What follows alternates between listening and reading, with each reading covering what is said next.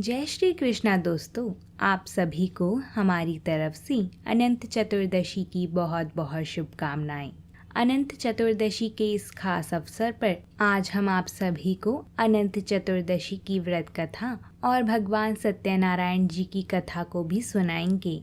क्योंकि आज भाद्रपद मास की पूर्णिमा है, साथ ही आज गुरुवार भी है, इसलिए आज का दिन बहुत ही खास और शुभ फल देने वाला माना गया है। भगवान सत्यनारायण की कथा को सुनना बेहद ही शुभ माना गया है। इसलिए आइए भगवान नारायण का ध्यान करते हुए अनंत चतुर्दशी की व्रत कथा को सुनते हैं। भगवान विष्णु की जय। ऐसी मान्यता है कि इस कथा के श्रवण मात्र से अनंत भगवान अपने भक्तों से प्रसन्न होकर इस व्रत को करने की प्रेरणा देते हैं, जिससे उनके जीवन में सुख शांति धन वैभव का वास होता है। भगवान विष्णु की जय। प्राचीन काल में सुमंत नाम का एक नेक तपस्वी ब्राह्मण रहता था। उसकी पत्नी का नाम दिशा था। उसकी एक परम सुंदरी धर्मपरायण तथा ज्योतिर्मयी कन्या थी, जिसका नाम सुशीला था। कुछ समय पश्चात उसकी माता दीक्षा की मृत्यु हो गई। पत्नी के मरने के बाद अब ऋषि को बच्ची के लालन पालन की चिंता होने लगी, तो उन्होंने दूसरा विवाह करने का निर्णय किया। सुमंत ने कर्कशा नामक एक स्त्री के साथ दूसरा विवाह कर लिया। वह अपने नाम की तरह ही स्वभाव से भी कर्कशा थी।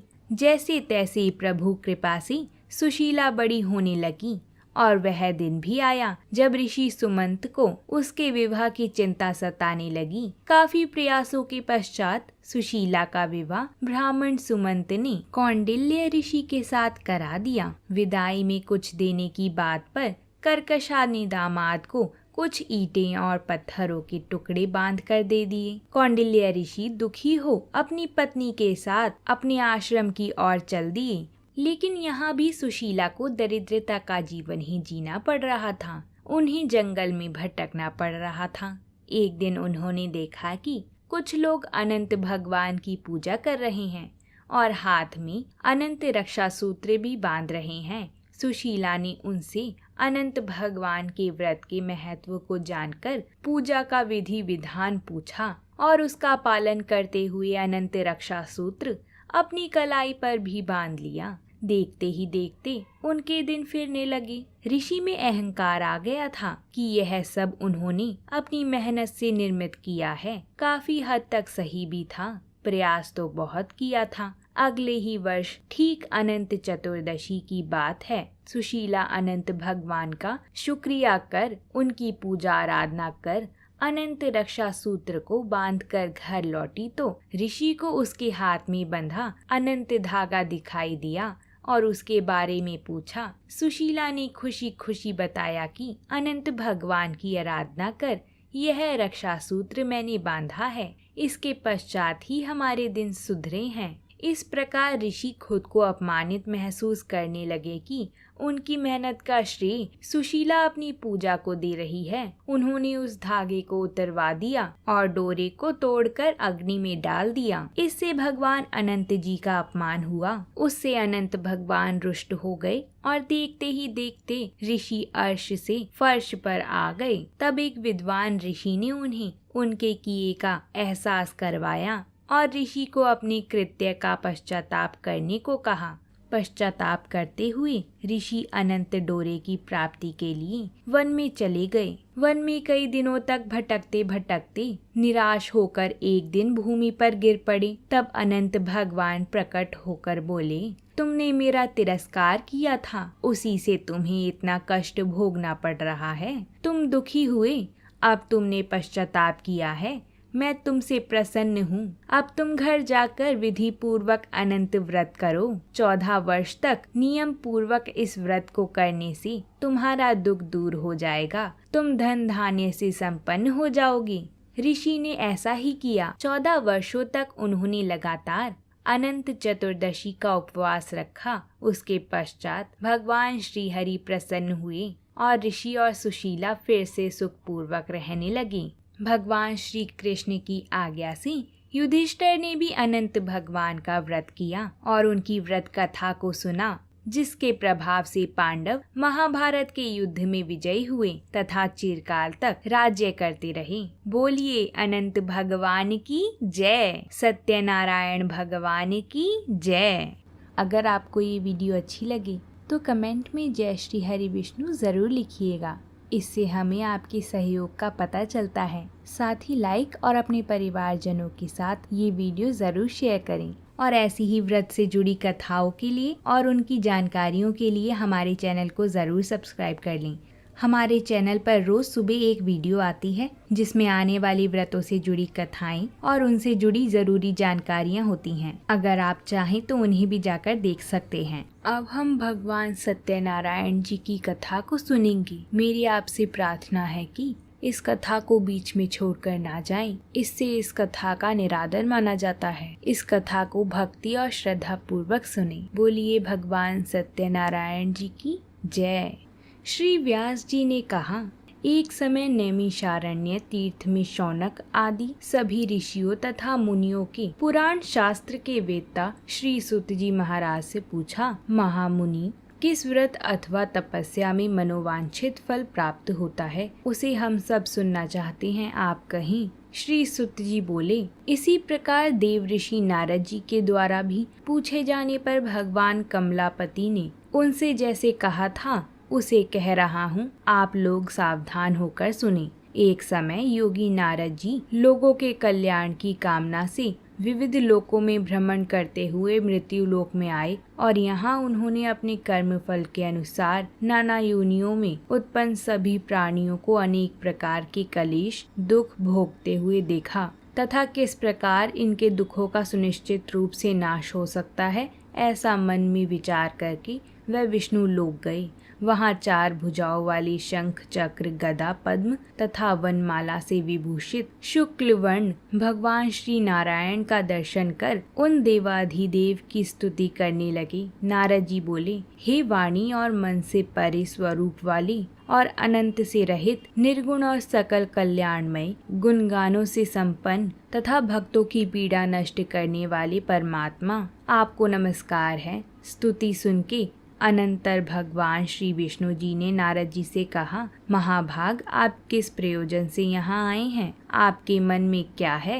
कही वह सब कुछ मैं आपको बताऊंगा। नारद जी बोले, हे भगवान, मृत्यु लोक में अपने पाप कर्मों के द्वारा विभिन्न योनियों में उत्पन्न सभी लोग बहुत प्रकार के कलेशों से दुखी रहते हैं। हे नाथ, किस लघु उपाय से उनकी कष्टों का निवारण हो सकता है? यदि आपकी मेरे ऊपर कृपा हो तो वह सब मैं सुनना चाहता हूँ, उसे बताएं। श्री भगवान ने कहा, हे वत्स, संसार के ऊपर अनुग्रह करने की इच्छा से आपने बहुत अच्छी बात पूछी है।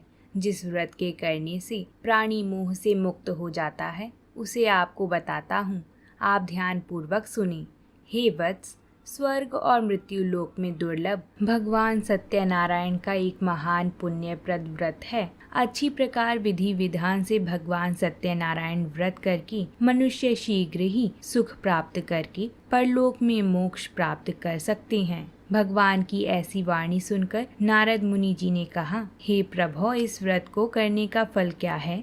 इसका विधान क्या है? इसकी व्रत कथा किस प्रकार है? श्री भगवान ने कहा, यह सत्यनारायण व्रत दुख शोक आदि का शमन करने वाला, धन धान्य की वृद्धि करने वाला, सौभाग्य और संतान देने वाला तथा स्वर्ग विजय प्रदान करने वाला, जिस किसी भी दिन भक्ति और श्रद्धा से मनुष्य ब्राह्मणों और बंधु बांधवों के साथ धर्म में तत्पर होकर सायंकाल में भगवान सत्यनारायण की पूजा करे, नैवेद्य के रूप में उत्तम कोटि के भोजन पदार्थ को सवाया मात्र की भक्ति पूर्वक अर्पित करना चाहिए। केले के फल, घी, दूध, गेहूं का चूर्ण अथवा गेहूं के चूर्ण के अभाव में साठी चावल का चूर्ण, शक्कर या गुड़, यह सब सामग्री सवाया मात्रा में एकत्र कर निवेदित करनी चाहिए। परिवारजनों के साथ सत्यनारायण भगवान की कथा सुनकर ब्राह्मणों को भोजन और दक्षिणा देनी चाहिए।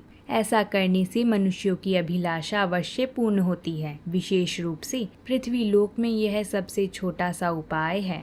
दूसरा अध्याय प्रारंभ। सुत जी बोले, हे देवी जनों, अब मैं पुनः पूर्व काल में जिसने इस सत्यनारायण व्रत को किया था उसे भली भांति विस्तार पूर्वक कहूँगा। रमणीय काशी नामक नगर में कोई अत्यंत निर्धन ब्राह्मण रहता था। भूख और प्यास से व्याकुल होकर वह प्रतिदिन पृथ्वी पर भटकता रहता था। ब्राह्मण प्रिय भगवान ने उस दुखी ब्राह्मण को देखकर वृद्ध ब्राह्मण का रूप धारण करके उस ब्राह्मण से आदर पूर्वक पूछा, हे विप्र, प्रतिदिन अत्यंत दुखी होकर तुम किस लिए पृथ्वी पर भ्रमण करते रहते हो? यह सब बतलाओ, मैं सुनना चाहता हूँ। ब्राह्मण बोला, प्रभो, मैं अत्यंत दरिद्र ब्राह्मण हूँ और भिक्षा के लिए पृथ्वी पर घूमता रहता हूँ। यदि मेरी इस दरिद्रता को कोई दूर करने का आपके पास उपाय है तो कृपा करके बतलाइए। वृद्ध ब्राह्मण बोला, हे ब्राह्मण देव, सत्यनारायण भगवान विष्णु अभीष्ट फल को देने वाले हैं। तुम उनका उत्तम व्रत करो, जिसे करने से मनुष्य सभी दुखों से मुक्त हो जाते हैं। व्रत के विधि को भी ब्राह्मण से विस्तार पूर्वक कहकर वृद्ध ब्राह्मण रूपी भगवान विष्णु वहीं पर अंतर ध्यान हो गए। वृद्ध ब्राह्मण ने जैसा कहा उस व्रत को अच्छी प्रकार से वैसा ही करूँगा। यह सोचते हुए उस ब्राह्मण को रात में नींद नहीं आई। अगले दिन प्रातः काल उठकर सत्यनारायण का व्रत करूँगा ऐसा संकल्प करके वह ब्राह्मण भिक्षा के लिए चल पड़ा। उस दिन ब्राह्मण को भिक्षा में बहुत सा धन प्राप्त हुआ। उसी धन से उसने बंधु बांधवों के साथ भगवान सत्यनारायण का व्रत किया। इस व्रत के प्रभाव से वह श्रेष्ठ ब्राह्मण सभी दुखों से मुक्त होकर समस्त संपत्तियों से संपन्न हो गया। उस दिन से लेकर प्रत्येक महीने उसने यह व्रत किया। इस प्रकार भगवान सत्यनारायण के इस व्रत को करके वह श्रेष्ठ ब्राह्मण सभी पापों से मुक्त हो गया और उसने मोक्ष प्राप्त किया। हे विप्र, पृथ्वी पर जब भी कोई मनुष्य श्री सत्यनारायण का व्रत करेगा उसी समय उसके समस्त दुख नष्ट हो जाएंगे। हे ब्राह्मणों, इस प्रकार भगवान नारायण ने महात्म्य नारद जी से जो कुछ कहा मैंने वह सब आप लोगों को कह दिया है। श्री सुत जी बोले, हे मुनि, पृथ्वी पर जिसने यह व्रत किया है उसे आप लोग सुने। एक बार वह द्विज श्रेष्ठ अपनी धन संपत्ति के अनुसार बंधु बांधवों तथा परिवार जनों के साथ व्रत करने के लिए उद्यत हुआ। इसी बीच एक लकड़हारा वहां आया और लकड़ी बाहर रखकर उस ब्राह्मण के घर गया। प्यास से व्याकुल वह उस ब्राह्मण को व्रत करता हुआ देख प्रणाम करके उससे बोला, हे प्रभु,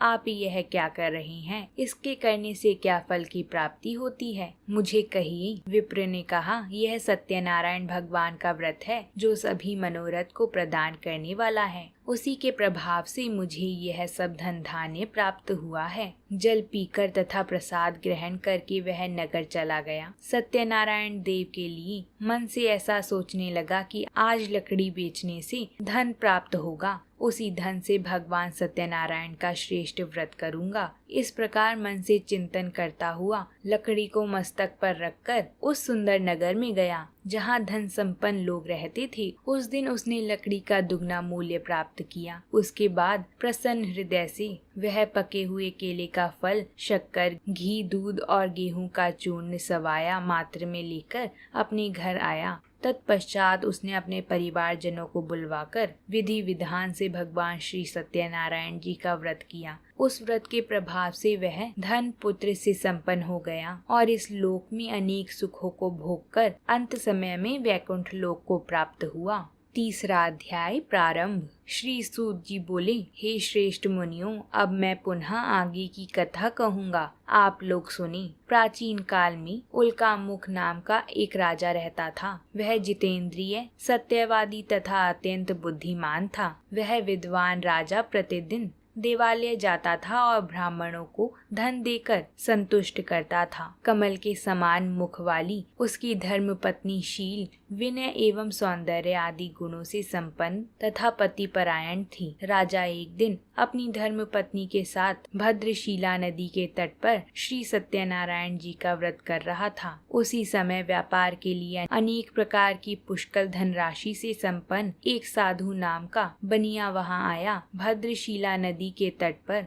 नाव को स्थापित कर वह राजा के समीप गया और राजा को उस व्रत में लीन देखकर विनय पूर्वक पूछने लगा। साधु ने कहा, आप भक्ति युक्त चित्त से यह क्या कर रहे हैं? कृपा कर वह सब बताइए, इस समय मैं सुनना चाहता हूँ। राजा बोले, हे साधो, पुत्र आदि की प्राप्ति की कामना से अपने बंधु बांधवों के साथ अतुल तेज संपन्न भगवान विष्णु जी का व्रत एवं पूजन कर रहा हूँ। राजा की बात सुनकर साधु ने आदर पूर्वक कहा, हे राजन, इस विषय में आप मुझे सब कुछ बताइए। आपके कथा अनुसार मैं इस व्रत का पूजन करूँगा। मुझे भी संतान नहीं है, इससे अवश्य ही मुझे संतान प्राप्ति होगी। ऐसा विचार कर वह व्यापार से निवृत्त होकर आनंद पूर्वक अपने घर आया। उसने अपनी भार्या से संतान प्रदान करने वाले इस सत्य व्रत को विस्तार पूर्वक बताया तथा जब उसे संतान प्राप्त होगी तब मैं इस व्रत को करूँगा। एक दिन उसकी भार्या भगवान श्री सत्यनारायण जी की कृपा से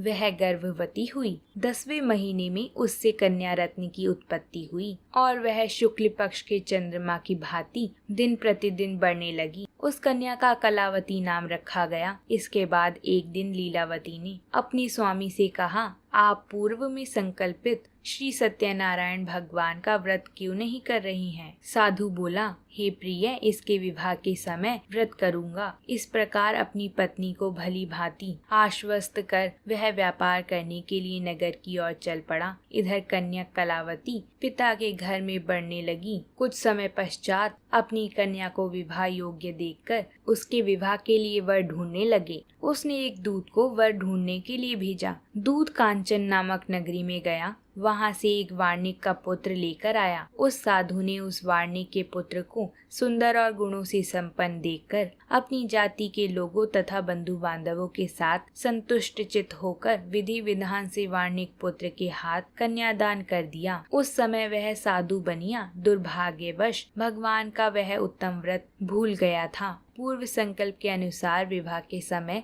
व्रत न करने के कारण भगवान उस पर रुष्ट हुए। कुछ समय पश्चात अपने व्यापार कर्म में कुशल वह साधु बनिया काल की प्रेरणा से अपने दामाद के साथ व्यापार करने के लिए समुद्र के समीप ही दूसरे नगर में गया और दामाद के साथ व्यापार करने लगा। वह दोनों एक दिन राजा चंद्रकेतु के रमणीय उस नगर में गए। उसी समय भगवान श्री सत्यनारायण ने उसे भ्रष्ट प्रतिज्ञ देख इसे दारुण, कठिन और महान दुख प्राप्त होगा यह श्राप दे दिया। एक दिन एक चोर राजा चंद्रकेतु के धन को चुराकर वहीं आया जहां दोनों व्यापारी स्थित थे।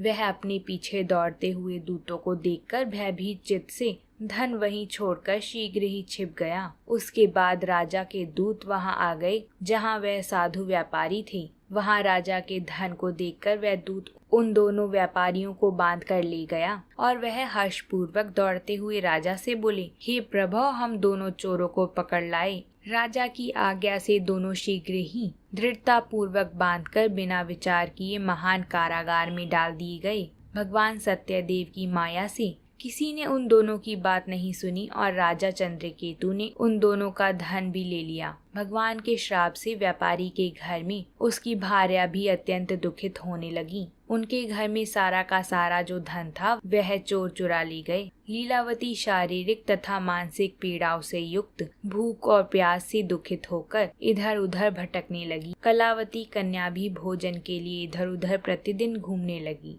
एक दिन भूख से पीड़ित होकर कलावती एक ब्राह्मण के घर गई। वहां जाकर उसने सत्यनारायण भगवान के व्रत पूजन को देखा। वहां बैठकर उसने कथा सुनी और वरदान मांगा। उसके बाद प्रसाद ग्रहण करके वह कुछ रात होने पर घर गई। माता ने कलावती कन्या से प्रेम पूर्वक पूछा, पुत्री, रात में तू कहाँ रुक गई थी? पुत्री ने कहा, माँ, मैंने एक ब्राह्मण के घर में मनोरथ प्रदान करने वाला व्रत देखा। कन्या की बात सुनकर व्यापारी की भार्या ने उस व्रत को करने का संकल्प लिया। बंधु बांधवों के साथ भगवान श्री सत्यनारायण जी का व्रत किया तथा इस प्रकार प्रार्थना की, हे भगवान, आप हमारे पति एवं जमाता के अपराध को क्षमा करें। वह दोनों अपने घर शीघ्र आ जाएं। इस व्रत से भगवान सत्यनारायण पुनः संतुष्ट हो गए तथा उन्होंने राजा के सपने में आकर राजा से कहा, हे वत्स, प्रातः काल दोनों व्यापारियों को छोड़ दो और वह सारा धन भी दे दो जो तुमने उनसे लिया था,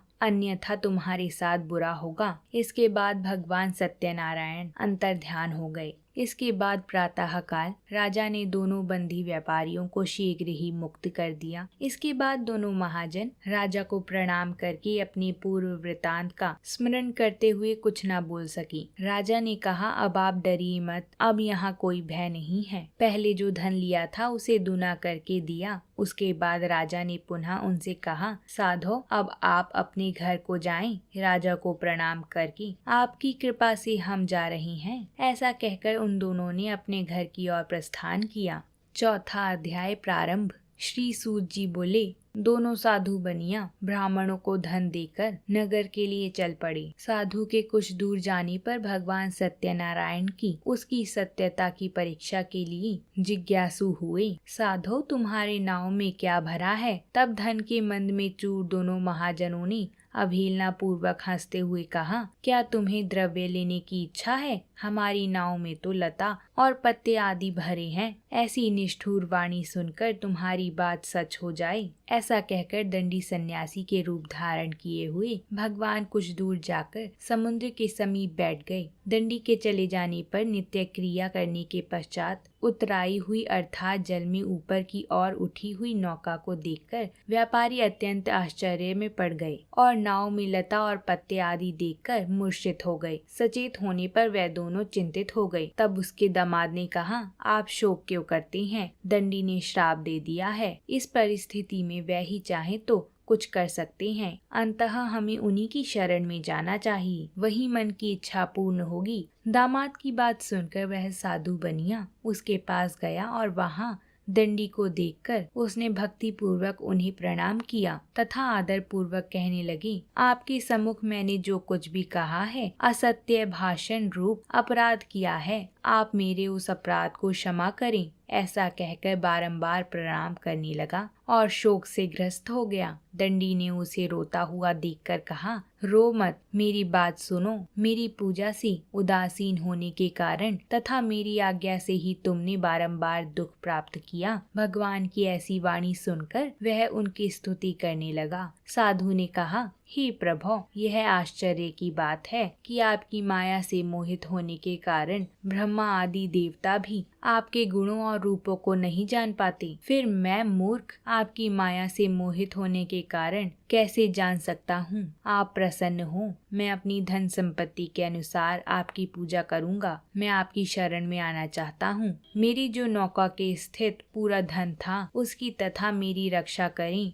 भगवान जनार्दन संतुष्ट हो गए। भगवान हरि उसे अभीष्ट वर प्रदान करके वहीं अंतर ध्यान हो गए। उसके बाद वह साधु अपनी नौका में चढ़ा और उसे धन धान्य से परिपूर्ण देखकर भगवान सत्यदेव की कृपा से हमारा मनोरथ सफल हो गया। ऐसा कहकर सब जनों के साथ उसने भगवान की विधिवत पूजा की। भगवान श्री सत्यनारायण जी की कृपा से वह आनंद से परिपूर्ण होकर अपने देश के लिए प्रस्थान किया। सेठ जी अपने दामाद तथा बंधु वर्गों के साथ बहुत सारे धन धान्य से संपन्न होकर नगर के निकट पहुंच रही हैं। यह बात सुनकर उस साध्वी ने श्री सत्यनारायण जी की पूजा करके अपनी पुत्री से कहा, मैं साधु के दर्शन के लिए जा रही हूँ, तुम शीघ्र आओ। माता का ऐसा वचन सुनकर व्रत को समाप्त करके प्रसाद का परित्याग कर वह कलावती भी अपने पति का दर्शन करने के लिए चल पड़ी। इससे भगवान सत्यनारायण रुष्ट हो गए और उन्होंने उसके पति को तथा नौका को धन के साथ हरण करके जल में डुबा दिया। इसके बाद कलावती कन्या अपने पति को न देख पाई और शोक करने लगी।